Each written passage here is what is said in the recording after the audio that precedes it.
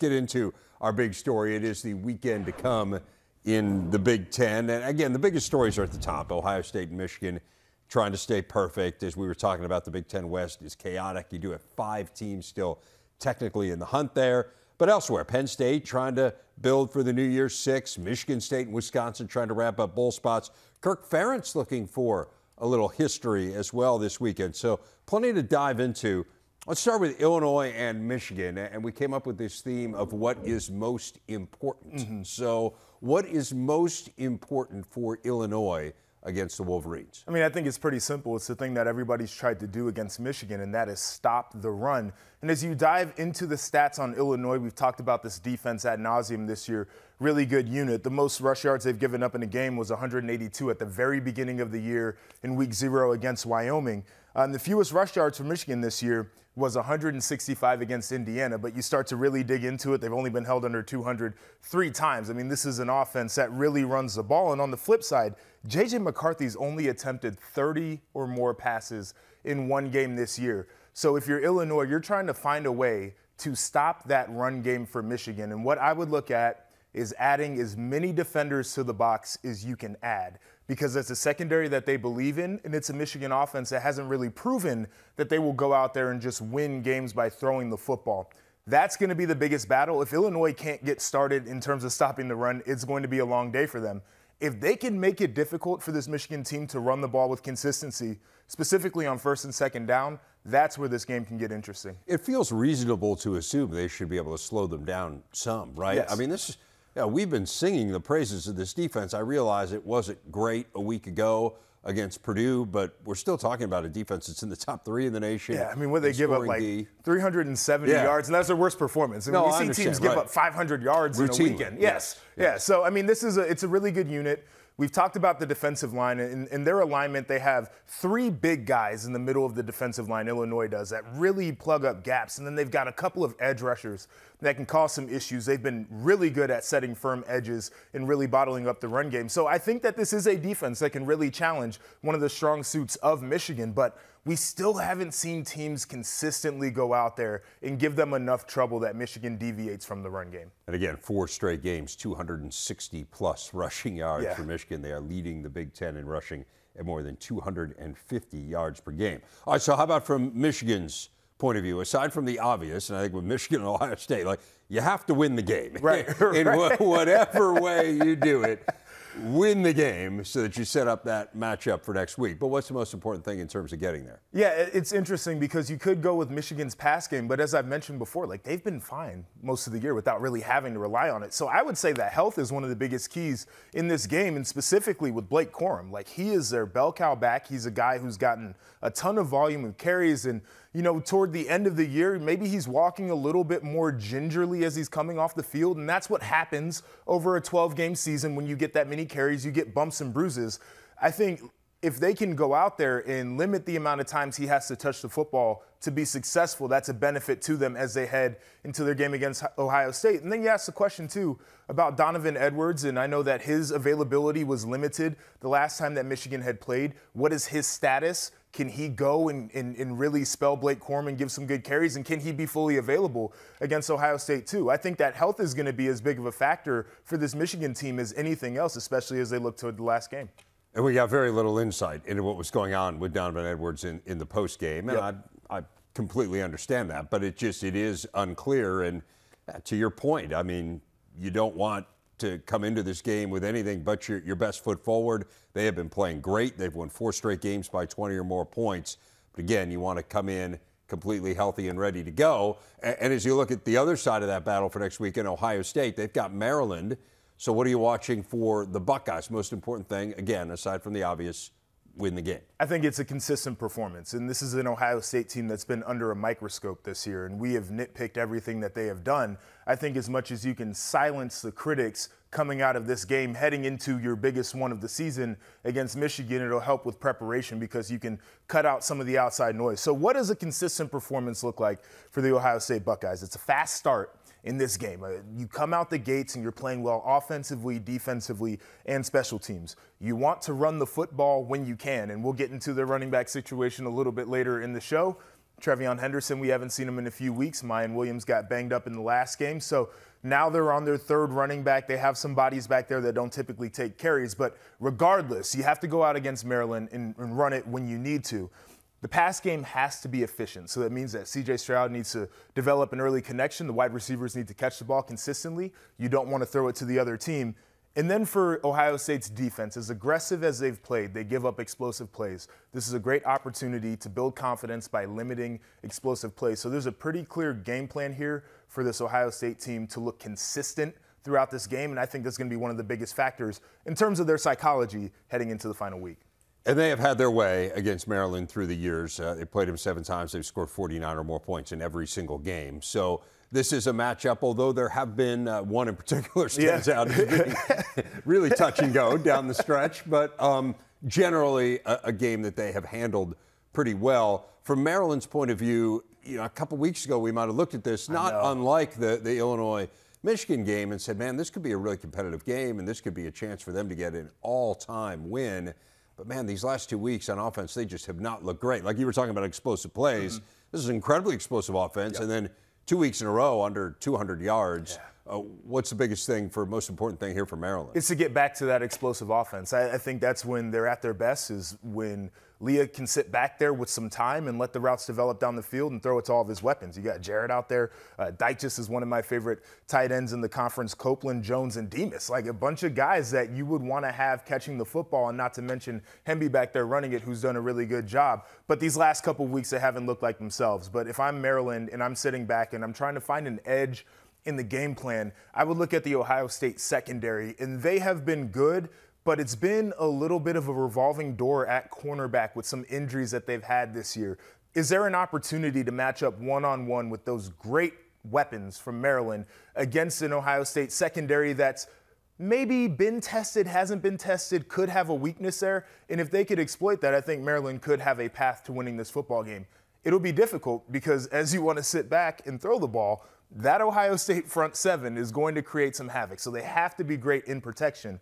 But if they can hold it and they can protect well, I think there might be an opportunity to get a couple of plays out there on the edges. It seems like the key here these last couple weekends has just been to try to get into Tagovailoa's grill. That's right? it. I mean, Wisconsin did it incredibly effectively. Penn State did it incredibly effectively. Can Ohio State do that? Yes, and they've got the weapons on the defensive line. We've seen JT Tuimoloau out, and when he's been at his best, he's an All-American caliber player. Zach Harrison for Ohio State has done a great job in his 5th year in that program. And then even guys on the inside of that defensive line, Tyleik Williams, Michael Hall, are 2 very disruptive interior defenders. So Ohio State has the personnel. They've obviously got the scheme, too, because Jim Knowles is sitting back there just drawing stuff up and just sending it. And I think that's going to be the game plan for Ohio State. But if you miss the layup, if you can't get the sack, and Tua Tagovailoa has the ability to extend plays, that's where the trouble can happen. Just 10 points and 323 total yards combined the last 2 games for Maryland. It's crazy when you think of how overwhelming they've been at times offensively this year. Iowa and Minnesota, they are both in the West hunt, although the Hawkeyes are in much better shape than Minnesota is just because of the schedule ahead and the tiebreakers. So let's start with Iowa. Biggest key to keep this recent run going? I think it's about stealing possessions. I think it's about getting the football in creative ways. So you evaluate this Minnesota team, and we've talked about their plan to win, and when they're on top of it, they are. But it goes with time of possession and running the football, and then they want to play great defense. But you start to dig into the time of possession stat, they are second nationally in time of possession. So Iowa needs to create turnovers. Not necessarily going to come through the air because the game plan feels like it wants to be a run-first game plan for Minnesota. Can you force fumbles? And then can you actually be efficient on 1st and 2nd down to create those drop-back situations where the defensive backs for Iowa can go and get the ball? Then this is where the special teams game comes into play too. And we've seen how good Iowa can be on special teams. Can you have an explosive return that goes for a touchdown? Can you block a punt that you can recover and return for a touchdown? That's what I mean when I say steal possessions. As little as possible, you want to put the game on your offense to have to drive the length of the field, especially with a team that plays keep away. So stealing possessions for Iowa State. It's funny because that strikes me as something that we talk about decided underdogs needing to do to come into a game. Can they figure out a way, right? But this is their MO. Like, it's what they do every week. This is the game plan. It is. It is. I mean, last week we were sitting there talking about it. I mean, you have a big punt return. You're able to score on defense, and you can blow a team out and win by 14 points in a game where your offense accumulates 146 total yards. This is what they do. This is not the how are we going to find the edge. This is our game plan. Let's run it. Yes. What about the flip side of that game? Most important thing for Minnesota? Most important thing for Minnesota goes back to the time of possession. Every single drive needs to end in points. It doesn't matter if it's a field goal. It doesn't matter if it's a touchdown. They need to score points because the last thing you want to do as an offense that is a possess the ball mentality is go 10 minutes on a drive and then you turn it over. Go 10 minutes on a drive and you miss a kick. Go 10 minutes on a drive and you get stopped at the 5-yard line. Because the mentality is we're keeping the ball away from the other offense. I totally get that. But the other thing is you're robbing yourself of opportunities to score, too, every time you have those empty possessions. So for Minnesota, efficiency with the time of possession is how they're going to win this football game. And again, this comes from the easier said than done department, yes, right? It does. Against yes, Iowa. it does. One time this year they've allowed more than 13 points. One time. It's wild. It is absolutely wild. It is absolutely crazy. Time for some hoops talk now, and Brendan Quinn of The Athletic joining us. And Brendan, I want to start with Michigan. They just got hammered by Arizona State last night, losing the game by 25 points. It was the largest margin ever for Michigan as a ranked team against an unranked team. In watching the game, I mean, it just felt like Arizona State, pretty much everything they threw up there went in. We know Michigan had all kinds of defensive troubles early on last year that they ended up rectifying as the year went along. Do you think that was kind of rearing its ugly head again, or was this just a night where Arizona State did everything right? Yeah, when you see a team go 21 for 34 on twos and 11 for 19 on threes, you have to give them a degree of credit and say, okay, well, they just really had it going. At the same time, Michigan really struggled. And it'd be one thing if Arizona State were a team that you're looking at as a surefire NCAA team and et cetera, but it's not. It's a team that lost at Texas Southern a week ago. So the defense that you saw last night on Hunter Dickinson is about as good as you can see. I mean, the way that those guards and stuff were just swarming and kind of getting their hands in and everything, and held him to 6 for 12 shooting on twos and forced 3 turnovers out of him. You know, if you knock out Dickinson from Michigan production-wise, where else is it coming from right now is kind of $1 million question. You know, Jet Howard is a guy who you need to give him some time, I think, to figure it out and get comfortable at this level. And Jalen Llewellyn's still making the transition from the Ivy League to this level of basketball, and Kobe Buffkin's a sophomore, and Terrence Williams isn't a guy that I think that you would kind of ID as a primary scoring option. So, you know, if not Dickinson, where? And that's something they have to figure out right now. And last night really was, I think it was a bad night that just got worse and then kind of snowballed, but it did also speak to, I think, Michigan having some issues. Yeah, and to your point, couldn't shoot it from the outside either. They were 4 of 22 from 3 as a team. So take away Dickinson, make him uncomfortable, and who else can beat you? It sounds to me like your bigger concerns are almost on the offensive end than the defensive end, and you're willing to kind of write off what happened defensively as ASU just having a good day. And to your point, I mean, we're talking about, you in fact had written about it. I mean, Bobby Hurley's on the hot seat. This is not an Arizona State team that is expected to do a whole lot this year. Yeah, I wouldn't discount Michigan's defensive issues. There's major issues there. You give up 1.3 points per possession. That's not exactly a total fluke. And you're right. I mean, outside of early tenure for Juwan Howard, like, defense has been an issue. Last year was a bad defensive team, and it was a team where its defensive issues began to outweigh its overall talent, and that never really rectified itself. And this year, it's kind of more the same for a team that's even younger. Like, at least last year's Michigan team had Eli Brooks kind of keeping his hands around things and kind of serving as a coach on the floor. This team doesn't really have that. again, got off to a poor start last year, played well down the stretch. It's a long season. That's the beauty of college basketball. So we will see. What about Michigan State? You were there on Tuesday night for what was a great early season game that lived up to the hype, a double overtime win over Kentucky.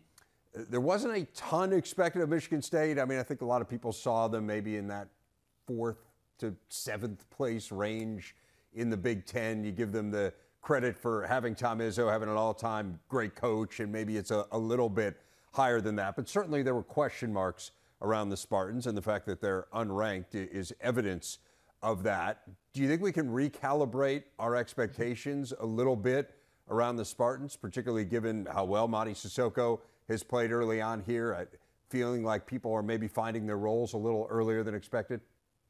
Yeah, and like, to be clear, and the expectations were fair. You know, it was a team that finished 7th in the Big Ten last year and lost its top 3 scorers, including one who was taken early in the 2nd round of the NBA draft. So, and really didn't bring in a lot of pieces to rebuild or fill out the roster. So you're basically going into a season with kind of a hard and fast 6-man rotation plus some extra pieces, including guys who are totally unproven. So there was a reason for the expectations, but yeah, obviously ahead of schedule. Michigan State, I think, has the best backcourt in the league right now, in terms of, you know, your 3 options at the guard spot. And Mady Sissoko has been eye-opening, to say the least. I didn't have anything resembling expectations for him this year. And he's a guy that, as long as he's rebounding, defending, dunking lobs, you know, finishing dump offs and things like that, that's all you really need to ask for him. And if he's stabilized as a guy who can play 23 minutes a game, not foul himself out, and give you production, it starts to change. And then you see the way that Joey Hauser right now is shooting the ball and, you know, really looking and hunting for his shots. That's something that, you know, you really didn't get to see out of him. He kind of shot when it was open, and now he is that primary option as a guy who's shooting the ball. And then you have kind of an everyman in Malik Hall, who can do so many different things. It's pretty good. And they know how to play. They know how to execute. That was the big thing you saw in the win over Kentucky, I think, was a team that knew what it was doing the last 10 minutes of that game and in the overtime periods. They executed when it mattered most. They executed at a level that it looked like it was February, not November. 2 great out-of-bounds plays to force the first overtime and the second overtime. Both just tremendous. Again, they get Villanova tonight, beginning of the post-Jay Wright era for the Wildcats, and it's been a little uneven here early on. Aside from those 2, is there anyone else who stood out to you in the Big Ten to this point, positively or negatively, that's been a bit of a surprise to this point? Yeah, I think you have to be really impressed with Iowa going on the road and getting a win at Seton Hall. And, you know, I tried to be as reasonable as possible with my expectations for Chris Murray this year, because I didn't really think it was fair just to say, well, he plays the same position as his brother, looks like his brother, you know, had similar stats the year before as his brother, so he'll just magically be a National Player of the Year contender, just like his brother. You know, is that reasonable? I figured, like, okay, let's just try to be fair to this guy. And then he goes and does what he did against Seton Hall, and he was awesome. And when you go back and look at what Keegan did early last year, when he was putting up crazy numbers, going 25 and 12 and shooting the ball at a high level and kind of just producing some eye-popping numbers, well, those games were Longwood, UMKC, North Carolina Central, Alabama State, Western Michigan, Portland State. Like, that was Iowa's early season schedule last year. And then if you remember, he kind of tweaked his ankle or his knee or something against Virginia, missed a couple games. And point being, at this time last year, we were still waiting to see Keegan Murray do it against high-end competition. Well, it's now November 18th. We've already seen Chris Murray do it. So I think he kind of validated the hype, and Iowa looks like it's going to be on pace to have a top 5 offense again in college basketball, and pretty darn good. And I think you have to be impressed. I'm looking forward to Iowa Duke, to say the least. No, I agree. That was a really good performance. It does feel like Philip Rebracha is a little more comfortable, too, in his role this year. Backcourt played pretty well, so overall just a really impressive effort on the road against the Pirates. There's some really good games in the Big Ten tonight. Let's start with Illinois and UCLA. And the Illini, it's a completely overhauled roster. It's so hard to know, right, as to what you're going to get. But certainly Terrence Shannon came in with a lot of hype. He's lived up to it. I think the guy who's really surprised me is Dane Danger, who's given them a very physical presence inside. Give people a sense of what we should expect in this matchup against the Bruins. It's one of those games you just kind of want to see it. Like, I haven't really known what to make of Illinois because, to your point, there's some familiar pieces. You know, a guy like Coleman Hawkins, who ended last year, and you get really excited to kind of see him this season. But now it's not only – he almost feels like a new player just because of all the new pieces around him and just a larger role and all this. So, you know, what is Illinois? I picked Illinois preseason to win the league because when I looked at it on paper – I said that top six, to me, purely in terms of talent, looks more talented than all these other teams' top six. But you haven't seen him play. So, you know, Brad Underwood has proven that he does not coach to style. He coaches to talent. So he's going to take what he has and produce the best version of that team, what it can be. And I think that's one of his real strengths as a coach. But you still want to see what they actually look like. And going up against a team like UCLA, which has known commodities in Tiger Campbell and Jaime Jaquez, like, these guys know what they're doing. They bring in Jalen Clark, who is, or not bring him in, he's now a junior, but a guy who you've wanted to see for a few years, who is really a highly touted guy who seems to be kind of coming into his own now. It's a big time matchup. And, you know, do I draw bad sweeping conclusions against Illinois if they win? No, I just want to see them play and kind of see them in this setting. To your point, though, you really recalibrate in this day and age of college basketball. I mean, you look at a team and you say, oh, they have 16% of their scoring back or whatever it is for Illinois. No chance, rebuilding year. It just doesn't work that way anymore. So it'll be interesting. And as you say, different style of play. They're getting up and down a lot more than they did last year. So hats off to Brad Underwood for the adjustment. They've been a ton of fun to watch. One other game I want to ask you about for tonight, Indiana and Xavier. The Hoosiers, apparently not according to you, but according to many, were the preseason favorite in the Big Ten. They've beaten up on inferior opposition to this point, as has Xavier, frankly. This is going to be a charged-up atmosphere in Cincinnati. What are you looking for here tonight? Yeah, I mean, Cinta Center is a hard place to play. You know, Xavier is going to be jacked up to get a program like Indiana on its home court. There's obviously the underlying story here, which is this is Sean Miller's first year at Xavier. Sean Miller's the brother of Archie Miller. Yeah. Archie Miller, the former head coach at Indiana, et cetera, et cetera. So subplots upon subplots. But I think this is kind of one of those games for when you look at Indiana, you have to say, okay, like, prove it. Right? Everyone's saying you're the preseason favorite. Everyone's saying you've brought in talent and guys like Hood Schifino, and that you are different than last year's team that barely got in the NCAA tournament. For all the hype of them going into this year, they barely got into the tournament last year. So this is a game where it's, okay, Indiana, are you a top 10 program nationally? Is this team that good? Because if you are, then you have to go into a place like Xavier and win a game, because it's not only a big game for Indiana, it's a big game for the league. You know, like, these are non-conference games that matter, that carry weight come March. So, you know, Indiana, I think it's a prove it game. And for Trace Jackson Davis, you know, if we're going to talk about you as a possible first team All-American or National Player of the Year contender, et cetera, well, these are the games you have to show out, right? For sure. Cannot wait to watch tonight. Several really good games, again, involving Big Ten teams. It's the marquee showdown of the weekend in college hockey. Number 2 Minnesota beat number 3 Michigan 5-2 last night in the first of a 2-game series in Ann Arbor. Gophers got 2 goals from Rhett Pitlick. Michigan was without 6 players due to illness, including their top scorer, Adam Fantilli. Minnesota without goaltender Justin Close, forward Aaron Huglin, also due to illness. Paul Caponegri's here. So, Paul, how much do you make of this game? given how many players were out. Yeah, it's unfortunate. It kind of like, it had a lot of build up, 2 against 3. Both teams had been #1 the last couple weeks, and you're just kind of like, you're as a fan of the guy excited to watch, you're bummed. You are. You're just, and it's unfortunate. You hope everyone's okay. I mean, Michigan's had some scary issues. Stephen Holtz is in the ICU. This is a little more than a flu going around. So, first and foremost, you hope everyone's healthy. But when you get to the games, it's just it just brings it down a little. You're happy that it's November. There's a lot of season. They're going to play again later in the season at the University of Minnesota. Hopefully everyone's full strength. But, it took a little luster off the top.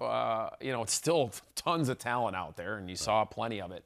But yeah, you're like, everyone's like, what if, right? What could have been? So we'll see. And I don't want to in any way, the biggest takeaway is exactly what you said. I hope everyone's okay. There's clearly a pretty significant health issue involving the Michigan team in particular. That being said, you have talked a lot, and we have said a couple times now, we're not talking pairwise till after the new year. We're not talking pairwise till after the new year. But there is this computer system that goes a long way towards dictating where people are seated in the NCAA tournament. So I'm just curious, because of my naivete here, to what degree is there a human element where they can look back on those games and say, well, there were extenuating circumstances on both sides. It's not just on Michigan's side. For sure. There really isn't. There isn't really a human element. I think that's why they don't want to have that, oh, well, we can complain about not having this or that. They don't want to have, I think that's why they're steering clear. But it makes sense for you to ask me that question, because that's true. It's the facts, that they didn't have these guys. But I think teams everywhere goes through this stuff. I mean, Minnesota lost their goalie, and there was a lot of question marks. They brought in Bartoskevich, who played last year when LaFontaine left the team, as we noted all season long, and he actually played really well last night. So, luckily, you're playing 2 versus 3, right? So a loss is not as big of a, it's not a bad loss, so to speak. But yeah, it's just tough for Michigan. I think last year, they had to cancel some games because they were going to be so shorthanded. They got a lot of crap for that. But they didn't have enough players last night. They dressed their 3rd-string goalie to play up as a player just to have the body. He actually served a penalty, so he had to come on the ice, and he actually played, 3 seconds going from the penalty box to the bench. But that's how kind of drastic it was last night. It was all hands on deck. And, then you got to the game, and, they hung in there, but you could tell the shorthanded caught up to them late in the game. Michigan's in 5th place right now, tied for 5th in the Big Ten. They're under 500 in conference play. Kind of crazy. Again, you don't. It's early in there. I think they played a few less, but you got to at some point get going. You do not expect that to be the case with a team that's as loaded as they are. Penn State and Michigan State this weekend. Amazingly, before Minnesota won last night, Michigan State was the first-place team in the Big Ten. We'll talk about them in a second. Penn State has probably made the most waves of any team. They became the first team in the history of college hockey to beat #1 on successive weekends, 2 different teams, Minnesota and Michigan. So let's start with the Nittany Lions. Why have they been so much better than they were a year ago? The goaltending, I think, first and foremost, when they had their success a couple of years ago, they had stability in the net. And I think any coach at any hockey level will tell you good goaltending makes a coach look smart. And they've gotten that from Liam Soulier. And then, adding those veteran guys, and they're getting it up and down their lineup too. So you got some key guys scoring, but then you're worried about everyone. And to be honest, if they would have won last Saturday, if they would have went into Minnesota and swept them, the #1 team, I was going to put them they were going to be my #1 team in the country. And they almost did that. They had the lead in that game, but couldn't quite hold on. Minnesota, good team at home, stepped it up a notch and won that game. So I just think it's exciting to have a team. You thought, okay, they're going to be better this year, but you didn't know how much. And you can have all your predictions in the preseason and all that. But until you see it on the ice, and see it maybe do better than you expected. It's really exciting for the Big Ten and in college hockey. They are 4th in the nation in goals per game, and they lead the Big Ten in goals against. That seems like a pretty good combination. Good, yeah, I do not stir that up. I think you're going to win her. I do not pretend to be a hockey expert, but I like your odds. If you score a lot, the stats will and tell. Don't give up a lot of goals. Okay, so what about Michigan State? I mean, because this is another surprise. Again, they have beaten number 1. I mean, it's not quite as overt as what Penn State's done. But it's still pretty remarkable that, again, 24 hours ago, Michigan State was in first place in the Big Ten. What's happening here? Yeah, a couple things. Another way where they have a goaltender. Dylan St. Cyr transferred for the second time. He spent 4 years at Notre Dame, then went to Quinnipiac last year, another really good program. And then this kind of was a sneaky, kind of under the radar transfer portal thing, but he's a veteran guy. I think he knows it's kind of his net, and I talked about that last week with Liam in Penn State. Goalies I would never tell my kid to be a goalie because you're either in or you're out. Yeah. You're either the hero or the GOAT. And he knows, I think he's got his opportunity now that if he plays well, he's going to be the guy, and I think he's taken it. And then the other thing is, I think the coaching, the new coach, Adam Nightingale, is I think it's, I don't know if he's stressing offense, but you can see they're being a little more aggressive. They were kind of noted as like a defensive special team. I felt like under the last regime, and you're seeing more offense. And they scored 4.5 goals over their last 4 with Wisconsin. They scored 5 both. And then, when the competition went up with Ohio State last week, they scored 4 in both games. Got good goaltending. Again, you score 4, you give up 2, you're going to win some games. Like the math, yeah. Yeah, so, they're getting it up and down the lineup. I mean, the guy, Eric Mittendorf, scored 4 goals in 1 game. That's all the goals he's had all year. So he had the right game at the right time. But they're kind of getting that. And then once you win a couple, just like any game, any sport, your confidence grows, and you can see it growing for Michigan State. Were they to win both games this weekend, they would exceed their point total in Big Ten play from a year ago. Yeah, things have changed. It is. It's really remarkable. And to see both these teams ranked, it's only the second time they played a series where both have been ranked. So that should be really exciting. We were talking a little bit about Notre Dame and Ohio State. Ohio State got swept by Michigan State last weekend, and so now they get the Irish. Notre Dame did get a nice win over Michigan last weekend. Come back, yeah. It showed some fight.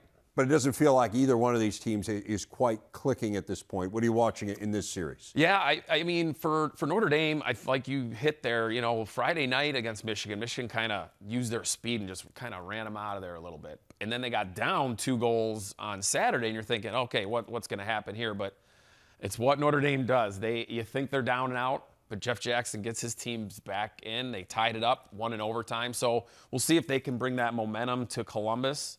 For Ohio State, they started the Big Ten 3-0. They're the top team, and then lose the second one to Minnesota. That's an understandable loss. But then I think going into Michigan State, maybe they got a little bit of a surprise. I don't think they went in thinking, let's get a minimum a split on the road. But I think maybe they got a little surprised by a Michigan State team that's doing better. And, they took a lot of penalties. That's not their MO. They're a disciplined team. They didn't give up a ton on that, but a power play can lead to just momentum in a game. And I think you saw that a little bit. So hopefully they get home and can right the ship. But you're 2 teams here that are, you just don't know what you got fully from them. And maybe this is a weekend they can figure it out. Those matchups on Big Ten Plus this weekend, starting with tonight. 3 top 20 matchups. A lot of good stuff going on. How does it happen? There's only 7 teams in the league. Yes. Pretty good. Right, pretty good.